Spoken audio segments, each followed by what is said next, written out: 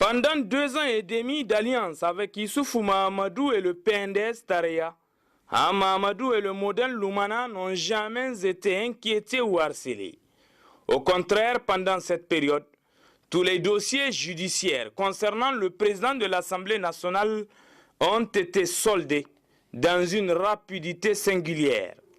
Aujourd'hui que Mahamadou n'est plus avec le régime en place et qu'il est en escapade du fait d'une tentative de son arrestation, toute une campagne est orchestrée pour démontrer la paranoïa de Mahamadou, l'homme victime de tous les régimes. Cette campagne a eu même le mérite de puiser jusque dans le passé de l'homme afin de montrer à l'opinion que Mahamadou est habitué de la tactique « on veut me tuer, c'est pourquoi je fuis ». Cependant, avec un minimum de bonne foi, si l'on passe à la loupe certains faits, actes et propos qui se sont produits au lendemain du 22 août 2013, date de la rupture de l'alliance PNDS-Lumana, on se rend à l'évidence que l'inquiétude de Mahamadou sur l'intention mortifère du régime à son égard est à prendre au sérieux. En effet, quelques semaines seulement après l'échec de la mise en place du gouvernement d'union nationale, dans une interview accordée à la radio France Internationale, le ministre de l'Intérieur Hassoumi Massaoudou a dévoilé l'intention de son gouvernement de s'en prendre à Mahamadou. Je pense qu'il ne mérite plus d'être président de l'Assemblée après avoir eu des propos séditieux et irresponsables. Donc, je pense que les députés prendront leurs responsabilités. Cette menace sera suivie de la volonté désormais affichée de la majorité parlementaire de débarquer Mahamadou de son perchoir de président de l'Assemblée nationale. Notre objectif est connu. Au niveau de la majorité, c'est le plaît à Dieu. Inch'Allah, avec le soutien de nos députés, nous avons un objectif. C'est celui de débarquer le président de l'Assemblée nationale de son perchoir. Et on va le faire, Inch'Allah. Pour ce faire, tous les artifices seront mis en œuvre en tentant même de mettre en contribution la Cour constitutionnelle afin qu'elle déclare la vacance du poste de président de l'Assemblée nationale. Et de l'autre côté, le gouvernement s'emploie à la tâche. C'est ainsi que le 2 mai 2014, contre toute attente, la deuxième personnalité de l'État, Mahamadou, sera unilatéralement dépossédé de sa garde rapprochée par le gouvernement.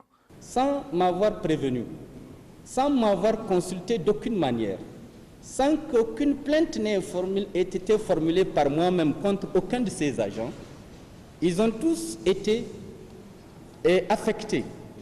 Les plus proches ont été envoyés à Tawa. Certains ont été envoyés à Bosso, d'autres plus loin. Comme si le fait d'avoir assuré ma sécurité pendant ces 3 ans est devenu une faute grave. Quelques jours après, son aide de camp sera aussi retirée. Mais avant le retrait de sa sécurité rapprochée, le domicile de Mahamadou sera la cible d'un tir à balles réelles. Pendant que Mahamadou exige toute la lumière sur l'attaque de son domicile, le ministre de l'Intérieur anime une conférence de presse et dénonce un montage grossier et grotesque du président de l'Assemblée nationale. Qu'il s'agit d'un montage grossier et grotesque qu'il avait par ailleurs lui-même annoncé lors d'un meeting avant son départ la veille. Qu'au stade actuel de l'enquête, à la date d'aujourd'hui, les Nigériens n'ont pas encore eu droit aux conclusions de cette enquête. C'est dans cette désespérante attente que le domicile du 4e vice-président de l'Assemblée nationale, Mohamed Ben Omar, sera aussi attaqué. Chose curieuse ici, en moins de 24 heures, l'enquête sera menée et bouclée et une quarantaine de militants et proches de Mahamadou sera arrêtés pour, dit-on, actes terroristes. Puis une trentaine sera libérée et 6 autres placés sous mandat dépôt avec un autre chef d'accusation, à savoir complot d'atteinte à la sûreté de l'État. Ce n'est pas encore fini. Le 3 août dernier, alors qu'il accompagnait le président de l'Assemblée nationale à la cérémonie officielle de plantation d'arbres, le seul garde-chauffeur qui restait encore à Mahamadou a été brièvement interpellé et conduit à la police judiciaire. Monsieur Moussa Bourema, dont il s'agit, a été interpellé pendant ce temps-là par un agent de la police du nom de Monsieur Benjamin qui s'est approché de lui et pour lui dire de le suivre. Ces actes, selon beaucoup d'observateurs, sont loin d'être isolés. Aujourd'hui encore, alors qu'on cherche à convaincre l'opinion nationale et internationale que l'affaire des bébés importés n'a rien de politique, une propagande d'une rare violence contre Hama Amadou est entretenue sur les médias d'État, s'il vous plaît. Comme si l'avenir du Niger ne tenait qu'à un procès sur les bébés importés. Les téléspectateurs et auditeurs de ces organes dits publics sont servis à satiété chaque soir par des éditos pompeusement présentés et des dossiers accablants condamnant Hama Amadou, pourtant deuxième personnalité politique de la République, en tout cas jusqu'à preuve du contraire.